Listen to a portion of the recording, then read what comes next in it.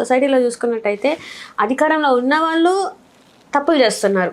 అది కూడా ఎట్లా అంటే ఇంకా మనం మాట్లాడుకోలేని, అది కరెక్ట్ మనం మాట్లాడలేము, ఒక పద్ధతిలో మాట్లాడాలన్నా కూడా మాట్లాడలేని పరిస్థితి. అండ్ అట్లనే యువత అలాంటి తప్పులకే మొగ్గు చూపుతుంది.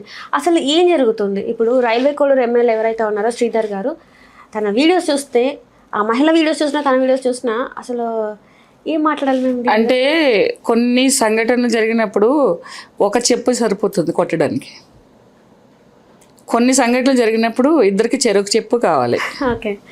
అంటే కొన్ని ఇన్సిడెంట్ జరిగినప్పుడు ఇక్కడ విక్టిమ్ కార్డు ఉపయోగించుకోవడానికి ఎవరికి లేదు. అంటే యువత అనేది తెలియక తప్పు చేస్తారు. యువత అనేది ఏంటంటే వాళ్ళ హార్మోనల్ ఇష్యూస్ కానీ, ల్యాక్ ఆఫ్ నాలెడ్జ్ కానీ, ఒక చిన్న ఏజ్లో ఉంటారు కాబట్టి అది యుక్త వయసు వేడి రక్తం అంటారు. అన్నీ తెలిసి అంటే కొన్ని అడ్వకేట్గా కోటేసుకుని మాట్లాడుతున్నాం కాబట్టి, ఇది ఉంది కాబట్టి కొన్ని మాటలను నేను మాట్లాడకూడదు. కానీ as a women, as a social responsibility, as a citizen మనము కొన్ని ఏంటంటే మాటలు కూడా ఒక్కొక్కసారి హద్దులు దాటవలసిన పరిస్థితులు ఉంది. ఎందుకంటే మామూలుగా చెప్తే అలాంటి వాళ్ళకి అర్థం కాదు, అలాంటి జనాలు తయారయ్యే వాళ్ళకి వాళ్ళకి ఎలాగో అర్థం కాదు, అలాంటి తయారయ్యే వాళ్ళకి కూడా అర్థం కావాలంటే కూడా కొన్ని ఘాటుగానే స్పందించాలి. కానీ ఇలాంటి కేసెస్లో ఏంటంటే నేను ఎప్పుడు కూడా ఏ వ్యక్తిగతంగా ఎవరిని కామెంట్ చేయడం కానీ, వ్యక్తిగతంగా వాళ్ళని పాయింట్ అవుట్ చేయడం కానీ చేయను. అంటే సోషలాజికల్గానే మాట్లాడతాను నేను. సో ఈ కేసులో ఏంటంటే పర్టికులర్గా దొందే ఇద్దరికి అన్నీ తెలుసు, పైగా అన్ని నాటకాలు అంతే. అంటే తను చెప్పేది ఏంటంటే బలవంతం చేశాడు, నన్ను నా మీద చాలాసార్లు చేయి కూడా చేసుకో. చూడమ్మా, ఒక ఎండిఓ కూతురు, వెల్ ఎడ్యుకేటెడ్ ఎంప్లాయ్,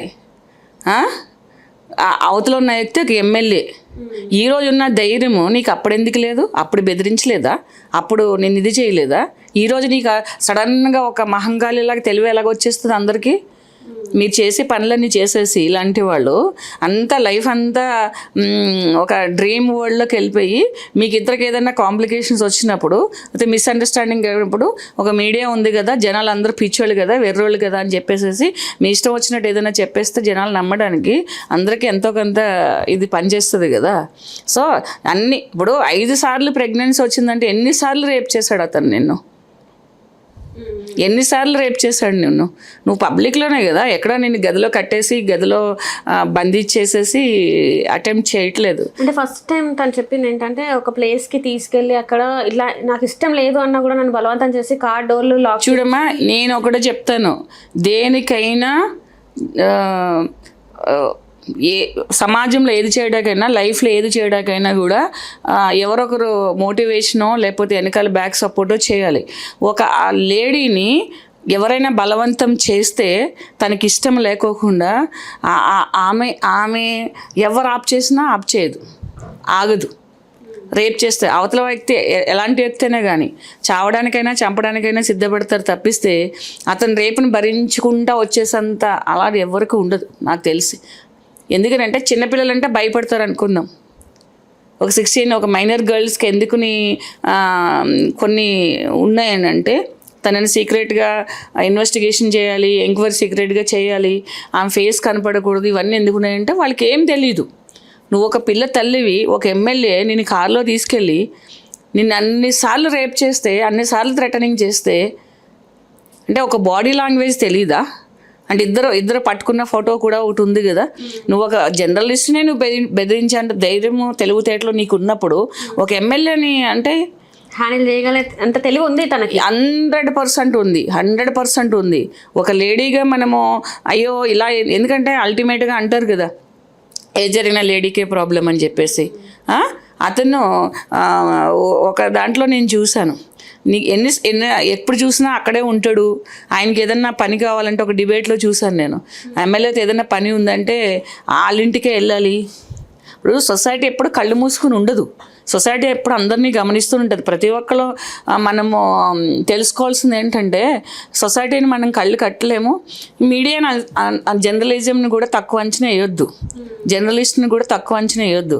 ఎందుకంటే సొసైటీలో ఒక వెపన్ లాంటిది.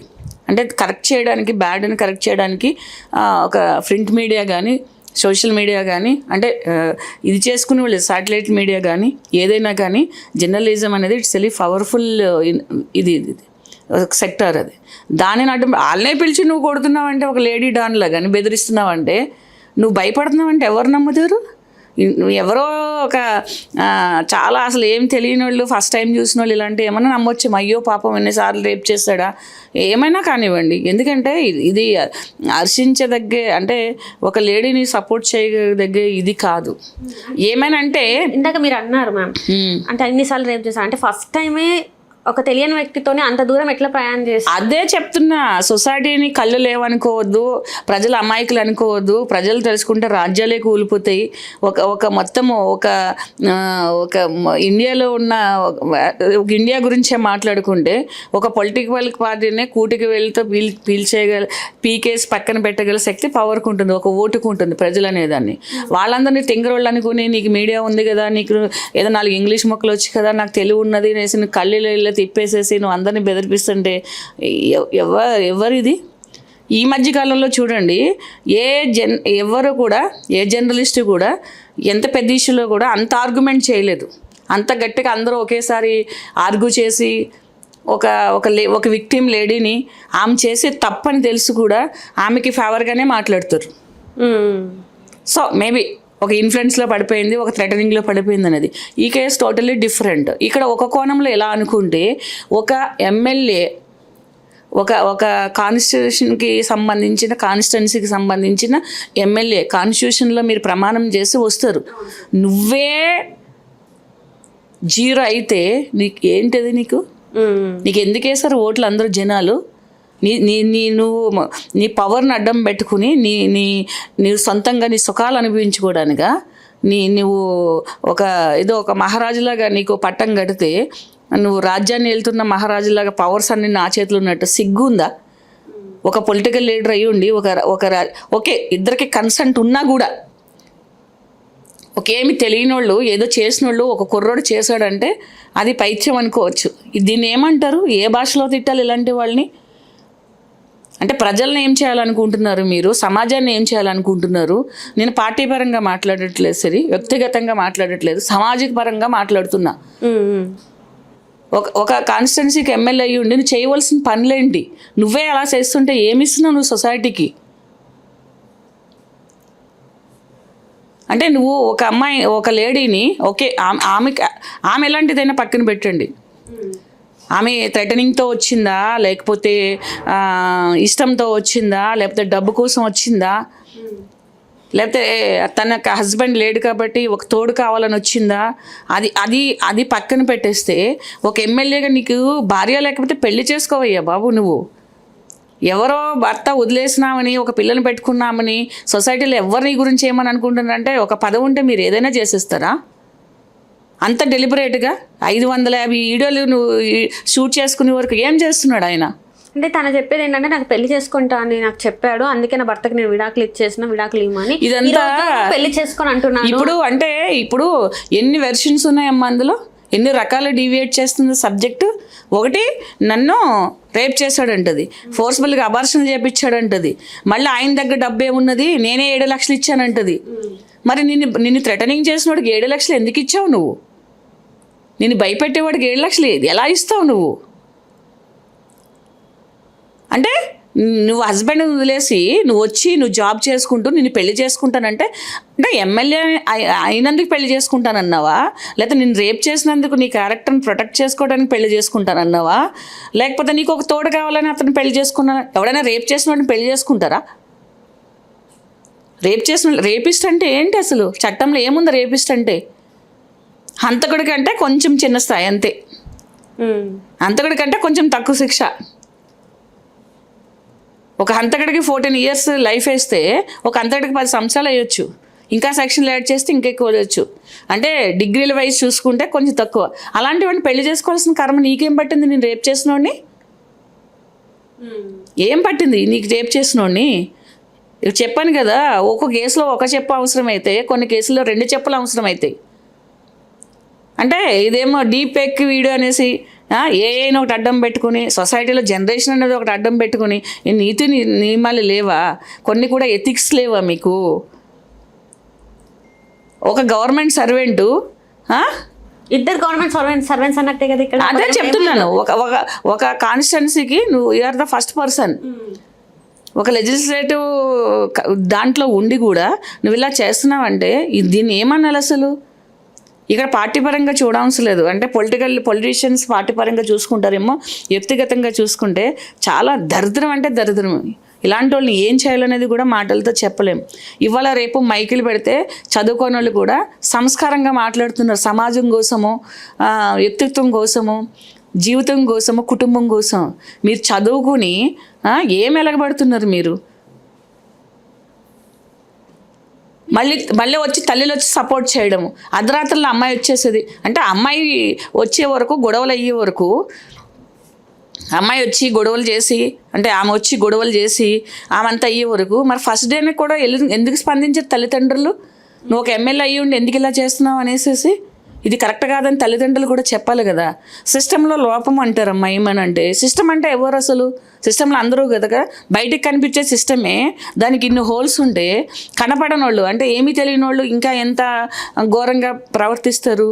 ఇప్పుడు అంటే వీళ్ళు అధికారంలో ఉందని చెప్పేసి తిని ఏం చేస్తున్నారు? ఓకే, చెల్లుబాటు అయితే కేవలం అధికారము, డబ్బు. దీనికి సంబంధించి, ఈ కేసుకు సంబంధించింది ఏంటంటే అధికారము, డబ్బుకి సంబంధించింది అంతే. ఆయనకంటే అందగాడు కాన్స్టిట్యున్సీలో లేడా? ఆయనకంటే అందగాడు ఈమెకి కనిపించలేదా లైఫ్లో? ఇలా హస్బెండ్ తర్వాత రేప్ చేసిన పెళ్లి చేసుకుంటానని ఎవరైనా అంటారు అసలు? మాట్లాడుతున్నప్పుడు దానికి విచక్షణ జ్ఞానం అనేది ఒకటి ఉంటుంది. నువ్వు పిల్లోని పెట్టుకుని పిల్లోని తీసుకెళ్ళిపోయినప్పుడు, నీ హస్బెండ్ని బెదిరించినప్పుడు నీకు కొడుకు ఇంపార్టెంటా, నీకు సెకండ్ మ్యారేజ్ ఇంపార్టెంటా?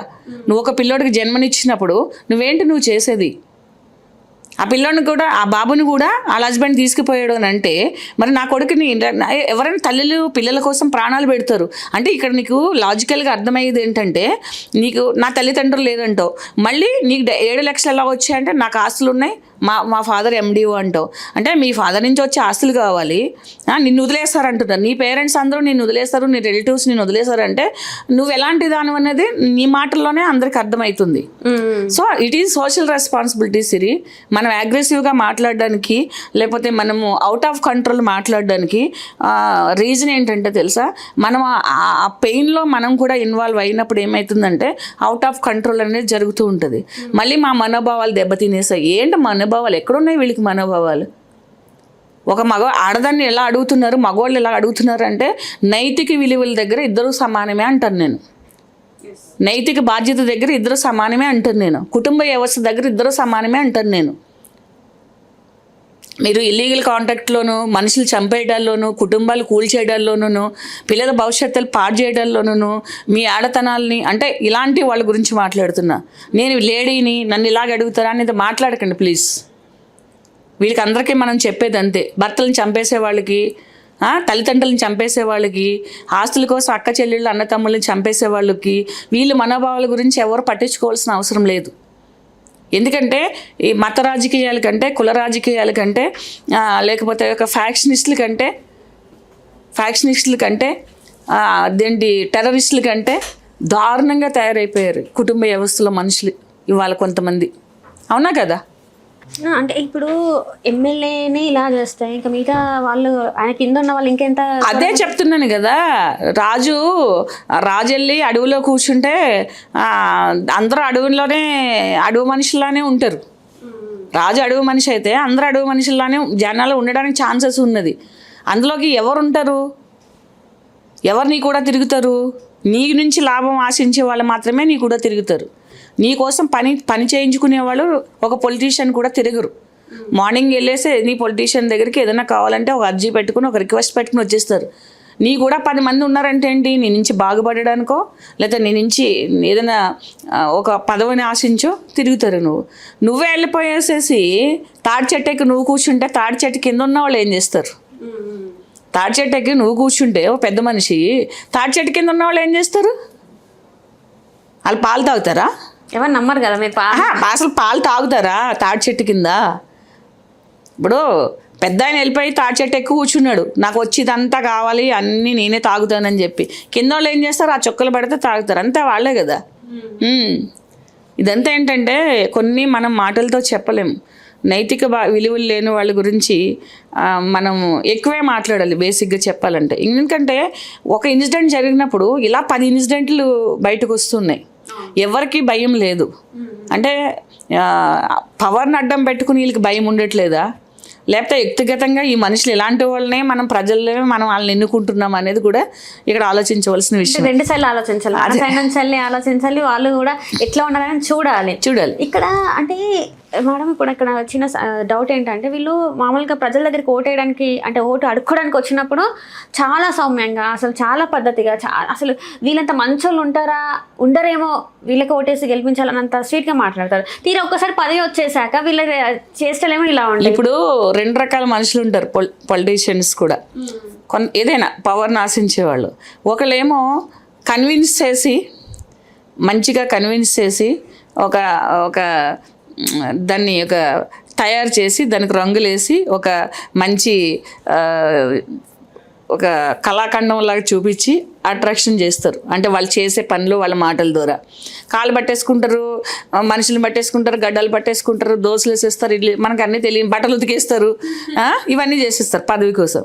కొంతమంది రాజకీయ నాయకులను ఎలా ఎన్నుకోవాల్సి వస్తుందంటే, ఉన్న వాళ్ళే ఎవరు బెస్ట్, ఏ పార్టీ బాగుంది, అంతే కదా. ఇప్పుడు నెక్స్ట్ ఏ పార్టీ వస్తుంది, సో ఎవరు ఇంటర్ పోల్ అదేంటే ఎగ్జిట్ పోల్ ఏం చెప్తుంది, సో అలా కూడా ఎన్నుకోవడానికి ఛాన్సెస్ ఉన్నాయి. ఎందుకంటే ఒకేసారి వేవ్ లాగా అందరూ చెడ్డోళ్ళు అనేసి, ఓడిపోయిన వాళ్ళందరూ చెడ్డోళ్ళు కాదు, గెలిచిన వాళ్ళందరూ మంచోళ్ళు కాదు. ఒక రాజకీయ విశ్లేషణ ప్రకారంగా ఏముంటుందంటే, ఓకే ఇప్పుడు ఈ పార్టీ వచ్చేటట్టు ఉంది, వీళ్ళకి వేస్తే మనకు లాభం అని కూడా కొన్ని ఓట్లు పెడుతూ ఉంటాయి. ఎందుకంటే ఇప్పుడు ఎవరైతే ఎమ్మెల్యే క్యాండిడేట్ ఉన్నారో వాళ్ళకి ప్రజలకి మధ్యన కొంతమంది ఉంటారు, వాళ్ళు లోకల్ విశ్లేషణ చేసేవాళ్ళు, ఈ వ్యక్తి నా క్లోజు, లేకపోతే ఈ పార్టీ వస్తుంది ఇలా చెప్పి కూడా గెలిపించే వ్యక్తులు ఉంటారు. అక్కడ వ్యక్తిత్వం సంబంధం ఉండదు. అంటే వాళ్ళు చేతులు పట్టుకుని కాళ్ళు పట్టుకుని బ్రతమాలి పదవులు తెచ్చుకునే టైప్ కూడా ఉండరు కొంతమంది. ఎందుకంటే మేము పల్లెటూరులో పుట్టి పెరిగాం కాబట్టి ఈ లోకల్ రాజకీయాలు ఎలా ఉంటుంది అనేది కాస్త అవగాహన ఉంది. సో ఏంటంటే లోకల్ లీడర్ యొక్క ఇన్ఫ్లుయెన్స్ అనేది ఆ ఏరియా పీపుల్కి ఉంటుంది.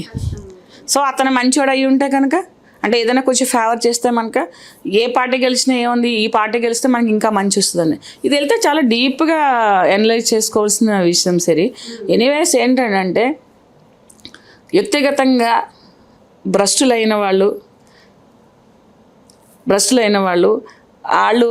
ఆ కాన్స్టిట్యున్సీకి ఏమి చేయకపోయినా కూడా అలాంటి వాళ్ళని తయారు చేయడానికి చాలా ఛాన్సెస్ ఉన్నాయి.